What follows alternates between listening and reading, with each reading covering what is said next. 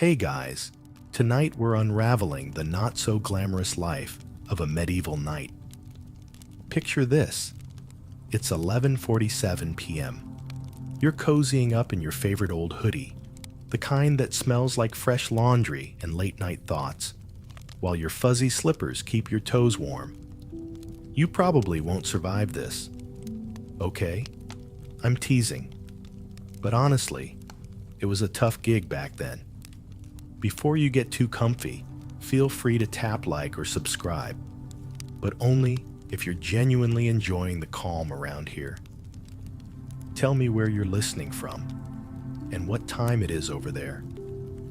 I love seeing how far this sleepy little journey reaches. Now go ahead and lower the lights. Maybe let a fan hum in the background, and let's drift gently into tonight's story together. You wake up at the crack of dawn, the first light filtering through the narrow, chill-radiating windows of your stone sleeping quarters. The air is crisp and biting, almost like your bedroom decided to skip the heaters this morning. Your breath hangs visibly in the air, as if tracing little puffs of exasperation at the day ahead. And trust me, today is going to be a workout. First things first, you've got to wrangle the chainmail. It's like trying to slip into a full-body sweater made entirely of metal and bad decisions, about as comforting as a hug from a particularly clingy refrigerator. Historians might make it sound noble, donning armor and all, but they forget to mention the sheer weight, around 50 pounds of clinging clamor that transforms graceful movement into a clunky waddle. Honestly, it's like gearing up for a gym session with weights tied to every limb. You soon feel like you've been asked to attend a medieval CrossFit class against your will. Once wrapped up tighter than a burrito in metal and leather, you head out into the courtyard where the morning routine kicks off in earnest. Sparring sessions are less about practicing skillful maneuvers and more akin to dodging a barrage of wooden swords while secretly hoping your homemade breakfast isn't threatening to revisit you. It's a harsh life, truly, going from waking up surrounded by the gentle hum of your imagined medieval playlist to being simulatedly hit with medieval sticks at ungodly hours. You see, knights are supposed to be the darling children of warfare, the role models with tailored codes of honor, valor, and other such Instagrammable qualities. Yet as you work through the drills, reality checks in. These noble warriors were often just tired folks forced into an intense occupation requiring kaleidoscopic skills. From the fine art of lance handling to the underrated mastery of not screaming like a child upon getting accidentally jabbed by Frank's uncoordinated practice jabs. Thanks, Frank. As you labor through the drills, you can't help but wish for the convenience of a modern pep talk. Something like scrolling motivational TikToks or reading an insightful quote that says, "It's okay to take breaks and not help Frank destroy you today." Instead, you catch older knights practicing nearby with their weapons, each blow echoing in the cold air like a particularly haughty cat meowing to challenge the silence. Now, one might argue, and here's where historians jump on their scholarly ponies, whether the glory associated with knighthood justified the sheer physical turmoil endured. Historians still argue whether knights voluntarily chose the life of knightly service, or if it was more of a thanks, Mom and Dad, for signing me up for sword camp I never wanted. Your only respite is the distant hope of lunch, the medieval version of fast food on the go. You shuffle toward the meal area, every step a mini victory over that rebellious chainmail. Lunchtime offers a steamy pot of something resembling half-congealed stew and a hunk of bread stiff enough to carve your initials into. Gourmet it may not be, But among the banter of fellow knights, it becomes a much-needed lift from the morning's toil. You can't shake the feeling that underneath all the clanging armor and prestigious titles, knights weren't all that different from modern office workers stuck in perpetual toil, waiting for the elusive time off to sneak up like a glitched notification telling you to reset. Who knew? Maybe knights too wished they could order pizza instead of fighting neighboring fiefdoms for dinner. With afternoon practice looming like an unwanted Monday morning meeting, you head back out, more or less resigned to the routine that's yours, even if it means playing human piñata during your free time. Until next time, you mentally draft plans for what little free evening you might get, a hopeful haze of imagined quiet moments and lighter burdens. You've made it through the morning, and now it's time to dive into the afternoon funhouse of medieval knightly duties. After a lunch that left you with mixed feelings and indigestion, it's time to face the next task, the art of the joust, or, as we might call it, medieval extreme sports day. Picture yourself on horseback, strapping a long wooden lance to your arm. You're ready to gallop at high speed toward a fellow knight who's signing up for the same dubious decision. It's as exhilarating as scrolling through social media on 2% battery. Extreme, risky, and just a little bit irresponsible. Never mind the fact that a poorly aimed lance can do a number on your dents and dings-free armor. This is where things get tough. Not only do you need precision and balance, but you also need your trusty steed to behave like the champion it is, or isn't, depending on the day. You exchange a glance with your horse, trying to channel a bit of telepathy. Please don't embarrass me today. And here's the lovingly odd fact. Training the horse, an intricate part of a knight's training regime, sometimes took years of dedicated effort. Underneath it all, you two form a partnership as crucial as a knight's bond with their armor. It's like finding the perfect pair of shoes that don't pinch, which, let's be honest, is rarer than finding a signal at a crowded festival. The course awaits, its flags and barriers mimicking a miniature battlefield. As you charge down the list, lance level and heart racing, you can't help but feel a flicker of raw, nerve-tingling excitement. Every stride, every clashing ring of metal feels larger than life under the open sky. A much-needed shot of adrenaline in this otherwise humdrum nightly existence. And then comes the jousting hit, that resonating echo as lances clash. Whether supportive or confrontational, historians still argue whether these tournaments were primarily for sport or for very misguided team-building exercises for knights and squires. Either way, the camaraderie it builds is almost tangible. Laughing as you take the helmet off, your hair sticking in all the wrong places, you pat your horse for a job well done. Victorious or not, just surviving another tilt without major mishaps feels like an achievement that could rival finding the last Twinkie at the back of a kitchen cupboard. As you walk back, slightly sore but pleased, the afternoon light reflects off your armor like a humble spotlight, reminding you of how far you've come from the nervous morning jitters. Sure, your feet feel encased in steel that's slowly cooking them, but you're a knight, dang it. You make it work in the spirit of brave camaraderie, like in the knowing glances exchanged after a particularly tough yet successful brainstorming session. Yet deep down, you contemplate the overarching purpose this all serves. Are these blood sport spectacles truly the test of valor they're reputed to be? Seeing the same question mirrored in a fellow knight's eyes, you both shake off the thought. reminded there's glory in the routine and the bond that grows stronger with every passing trial. For a knight, despite everything, is a creature of routine, a being dedicated to practice and persistence. Even as the day lightens into a hazy evening, the silent challenges and victories shape the knightly soul.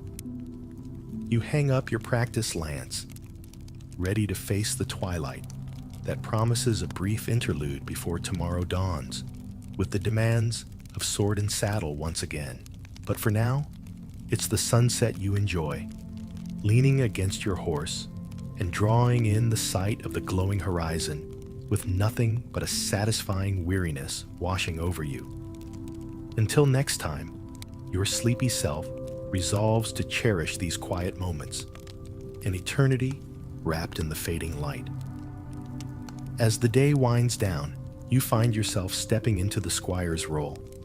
You know, knights don't get to have all the fun. This part feels like serving an unpaid internship, with duties ranging from meticulous armor polishing to perfecting your balancing act as you fetch various knickknacks for your knightly mentors. You bend down to pick up a helmet strewn with yesterday's memories of clanking blows, now in need of a good polish. As you work the surface to a gleam, you can't help but think how it's a bit like replying LOL in a text when you're anything but amused, putting on a shiny front despite the messiness of reality underneath. Today's quirky tidbit. Some squires were not just training knights, but secret legends of their time, honing skills that could rival seasoned knights if not for age restrictions placed upon them by custom. Can you believe it? Picture teens today trying to gain fame in ways more traditionally medieval than posting dance challenges on social media. Helps put it all in a weird perspective, right? You hustle through your tasks, ever aware that these mundane chores are building the foundation for your future knighthood, even if you do feel somewhat more like a sidekick than the main hero right now. Between errand running and battle watching, you're developing a skill set that schools today might dub life skills. Practicality wrapped in the emblem of order and hierarchy. Historians still argue whether the rigorous squire lifestyle truly built better knights or just served as a form of meticulous preparation with no real guarantee of future glory. Sometimes, you wonder if it's worth it, like when you set 5 alarms for the morning, only to hit snooze on all of them. The future feels like a distant, shimmering persuasion that commands both dread and desire. Even as you drift through these duties, you find tiny joys, like borrowing snatches of knightly wisdom from the grizzled veterans and learning the art of strategic napping during dull speeches. There's a sense of community among the squires, like a group chat that's only half muted, with camaraderie and care nestled between jests. Finally, as the evening descends deeper, you perch on a worn bench by the stable with fellow squires, all sharing tales of the day's mishaps and victories, your breath puffing in the chilly air. It's a humble bonding session, an old-fashioned vibe reminiscent of the serene glow of fairy lights cast across a dorm room, holding feelings of comfort and kinship. Your eyelids begin to droop as the night gets colder, matching the fresh chill of the stable air shifting through the cloisters. The soft hum of hushed conversations and the rustling sounds of resting horses form your bedtime music, lulled by a night sky filled with a tapestry of twinkling stars, each telling tales older than the castles themselves. As you and your friends trail off into the night stillness, the day slides behind you, another chapter in a quiet, relentless pursuit of a nightly dream. Your last waking thought isn't of jousts or tournaments, but of the tranquility in these shared silences, a dovetail harmony whispering goodnight to a young squire's tired thoughts.